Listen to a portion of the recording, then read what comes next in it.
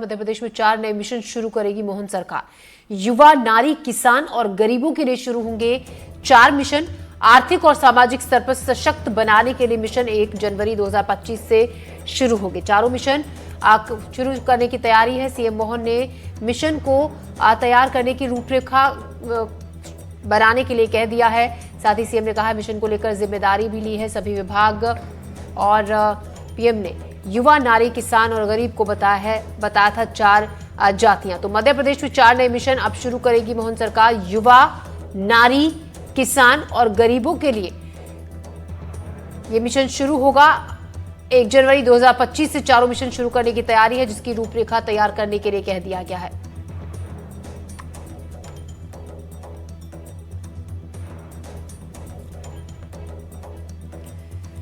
PM ने मध्य प्रदेश में 4 नए मिशन शुरू करेगी मोहन सरकार। इस खबर पर ज्यादा जानकारी के साथ अजय शर्मा हमारे संवाददाता हमारे साथ जुड़ रहे हैं ज्यादा जानकारी के साथ, ताजा अपडेट के साथ।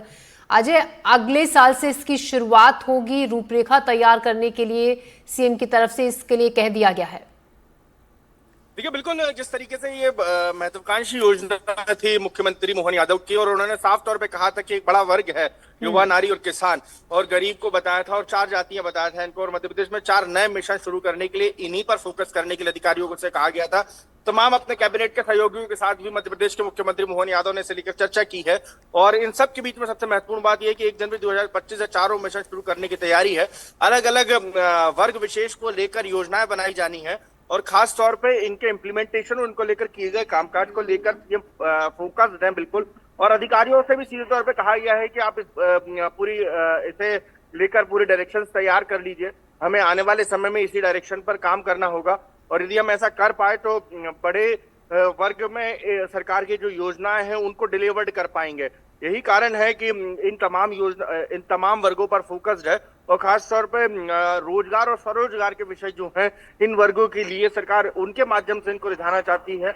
और इसी के तहत इन चारों मिशन को अलग अलग सेक्टर में बांटा गया है। युवा, नारी, किसान और गरीबों के लिए ये 4 मिशन होंगे, और आर्थिक और सामाजिक स्तर पर इनको सशक्त बनाने के लिए क्या बेहतर तैयार कर सकती है, और सरकार के पास अलग अलग विभागों में जो योजनाएं काम करती हैं इन वर्गों के विशेष के लिए, उन योजनाओं के माध्यम से इनको डिलीवर्ड किया जा सके। सरकार की और योजनाओं में क्या फायदे दिए जा सकते हैं, और इनको क्रियान्वित जमीनी स्तर पर कैसे किया जा सकता है, क्योंकि सरकार के सामने सबसे बड़ा संकट होता है इन योजनाओं को लॉन्च कर दिया जाता है, बना दिया जाता है, उनके नाम से एक बड़ा फंड जनरेट कर लिया जाता है, लेकिन इसको जमीनी स्तर पर उतारने के लिए खासी परेशानी का सामना करना पड़ता है सरकार को।